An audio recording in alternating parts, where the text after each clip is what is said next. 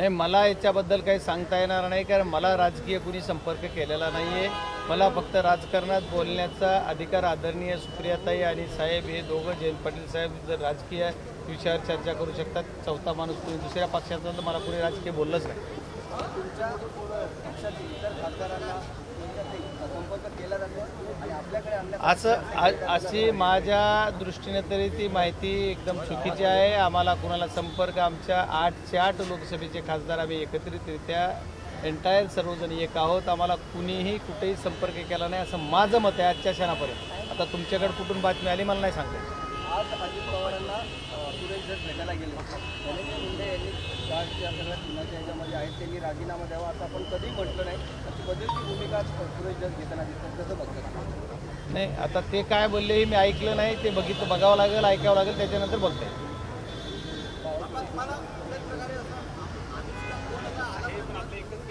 नाही, मला राजकीय कुणाचाही फोन आलेला नाही आहे किंवा राजकारणावर मला कुणी चर्चा केली नाही. माझ्याशी चर्चा करायला कुणाची आता नमस्ते झाला असतं सभागृहात तर एखाद्या विषय कुणी समोरासमोर आलं तर कुठल्याही पक्षाचे असतील, भाजपवाले असतील, कुणी सर्वांचं आमच्या सभागृहात तेवढं काय कुणाची भेट झाली तर अशी कुणाची भेट नाही, कुणाचा राजकीय मला फोन नाही, संपर्क नाही.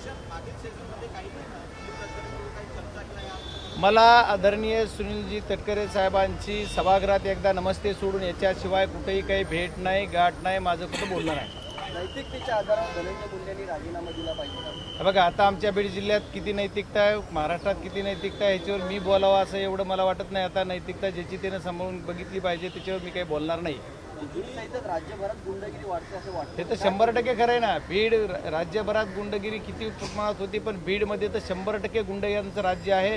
आणि गुंडांचं राज्य कमी करण्यासाठी बीडमध्ये कायदा व सुव्यवस्था पुनश्च एकदा प्रस्थापित करण्यासाठी राज्य सरकारने काम केलं पाहिजे. उपमुख्यमंत्री असतील किंवा दोन्ही उपमुख्यमंत्री आणि मुख्यमंत्र्यांनी त्याच्यात लक्ष घातलं पाहिजे असं मी वारंवार सांगितलेलं आहे. बीड जिल्ह्यामध्ये जर सरकारनं लक्ष घातलं आणि जसं मुख्यमंत्री महोदयांनी सांगितलं की आम्ही मोकोको लावणार, सामूहिक गुन्हेगारी डिक्लेअर करून सगळं मोकळी करणार आणि ह्याला कोणाला सोडणार नाही, तर या पद्धतीनं जर मुख्यमंत्र्यांनी काम केलं तर अतिशय उत्पन्न होईल. पण असं काम केलेलं आणखी तरी काही दिसेना मला.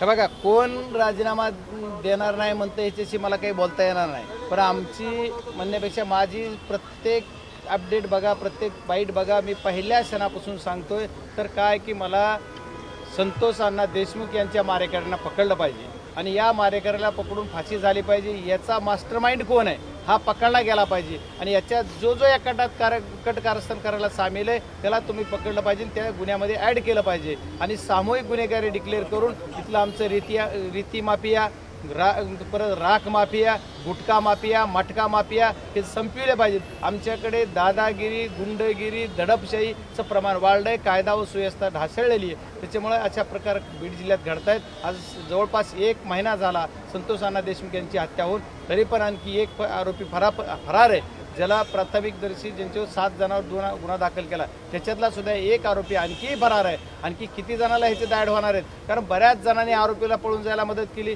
काही आरोपी कुणाच्या घरी होते कळते, कुणी ह्या गाडीनं आलं म्हणतं, पिक्चर स्टाईल कुणी रचना दाखवतंय, कुणी त्याची स्टोरी बनवतंय. पण या आरोपी जे पकडलेत या आरोपींना कुणी मदत केली, पहिल्या क्षणापासून गुन्हा झाल्यापासून ते बाहेर कसे गेले आणि कुठे गेले, कुणाच्या इथं राहिले, या सर्वांना सहआरोपी का करत नाहीत. आता एक डॉक्टर दाम्पत्याला डॉक्टर आहेत, त्याचे पत्नी आणि ते आमच्या इथं संभाजी वायबाचे नावाचे, त्यांना पण काहीतरी पडलं नाही, एका नोटीसवर सोडून दिलं. असं मग कसं, जर एक आरोपीला पळून जायला एखादा माणूस एवढी मदत करतोय, गाडी देतोय, स्वतः जातोय, टीप देतोय, पैसे देतोय, तर तुम्ही त्याला सोडून कसं देणार. या सर्व गोष्टीत याच्यामध्ये सुद्धा सगळं बघितलं पाहिजे. आणि तुम्हाला मी जिम्मेदारीने सांगतो की बीड जिल्ह्यामध्ये आणखी खूप भयानक प्रकार आहेत. ही उघडा पडलेला एवढा एकच प्रकार आणि एवढा मर्डर नाही आहे. प्रत्येक वेळेस वारंवार मी सांगतोय की याच्यामध्ये एकच आहे की कायदा व सुव्यवस्था राहिलेली नाही.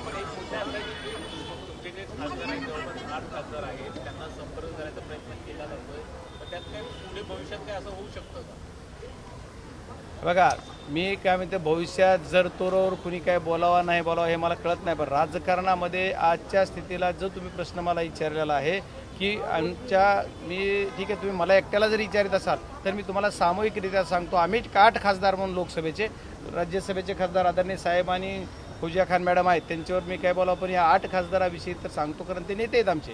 पण या 8 खासदारामध्ये ताई आमच्या नेत्या आहेत प्रमुख, आणि आमचे अमोलदादा फुले साहेब पण आहेत. याच्यात आम्ही 6 जण नवीन आलेलो, पण आमचे 8चे 8 खासदार जिम्मेदारीने सांगतो, आम्ही सर्वजण एक आहेत. त्याच्यात कुठेही काही नाही आहे. 8 खासदारामध्ये कुठेही बेबनाव नाही, कुठेही काही वेगळा प्रकार नाही. हा माध्यमाने आज सुरू केलेला विषय कशामुळे सुरू झाला हे मला माहीत नाही.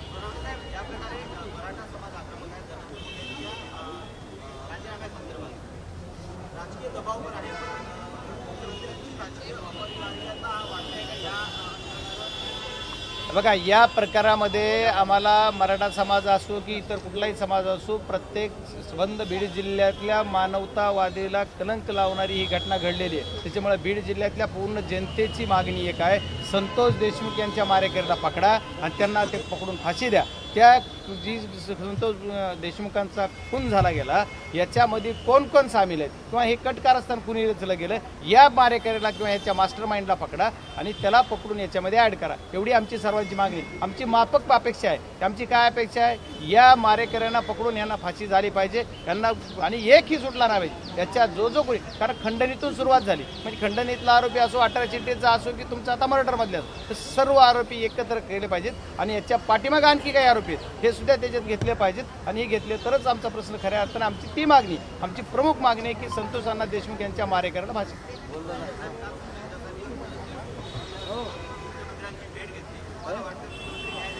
बघा, मुख्यमंत्री महोदयांनी त्यांना फोन केलेला त्यांच्या भावाला, त्याच्यामुळं ते त्यांना बोलवलं असेल किंवा त्याच्यात कुणी बोललं असेल तर मुख्यमंत्र्यांनी त्यांना भेटले तर त्याच्यात चुकीचं काही नाही. राज्याचे प्रमुख तेच आहेत, कायदा व सुव्यवस्था सांभाळणे त्यांची जबाबदारी आहे आणि कायद्याचं म्हणजे गृहमंत्रीसुद्धा तेच, त्यांच्याकडे खाता असल्यामुळं त्यांना ते भेटलं पाहिजे तर ते भेटले असतील आणि न्याय मागितला असेल, आम्हाला न्याय पाहिजे म्हणून. आणि मला वाटतं मुख्यमंत्र्यांनी जर त्यांची भेट घेतली आणि ती खरी सार्थक ठरली तर चांगलं होईल, कारण CIDच्या बाबतीत आणखी SIT वेगळी नेमली, CIT वेगळी नेमली. आता SIT काय करते, CID काय करते, दोघात समन्वय दिसत नाही. बरेच काय प्रकार आहेत. मग आता मुख्यमंत्री महोदयाला भेटलं तर CID काल कुठंतरी न्यूजला बघितलं मी, 2 अधिकारी कमी झाले, आणखी त्याची काय ऑर्डर मी बघितली नाही. जी 9-10 लोकांची गठीत केलेली समितीची ऑर्डर आमच्याकडे आहे. आणि जे लोक की यांच्या मिरवणुकीमध्ये यांच्या पूर्ण रात्रंदिवस बरोबर असणाऱ्या लोकांना SITत घेतलं, जे आरोपी आहेत त्या आरोपीने जे लोक त्या जागेवर बसवलेत आणि त्याच जर लोकांना तुम्ही आणखी जर त्यांची चौकशी करायला लावला तर कसं होणार आहे? मग का केलं जातंय? मग आमची दिशाभूल केली करते का सरकारी, मला माहीत नाही. आता सरकारच्या बाबतीत जर सांगायचं झालं तर मायबाप सरकार म्हणजे प्रत्येक वेळेस मुख्यमंत्रीच बोलतात. त्याच्यात दोन्ही उपमुख्यमंत्री, परवा एक उपमुख्यमंत्री बोललेले बघितलं मी त्या ह्याच्यामध्ये. तर त्याच्यामुळे आता ते एक सर्व सरकार तिन्ही पक्षाचं आहे, त्यांनी सगळ्यांनी मिळून जर याच्यावर फोकस केला तर आमच्या याला न्याय मिळेल.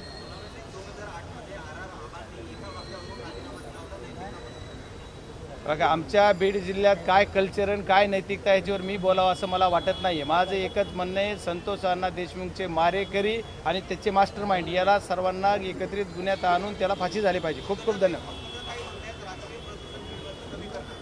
तर ते इतक्या दिवस कुठे गेले होते ते माहीत नाही. त्यांनी केलं तर आनंद आहे ना, त्यांचं कौतुक करू आम्ही, तेच केलं पाहिजे. आमची सुद्धा अपेक्षा तेच आहे, त्यांनी तसंच करावं.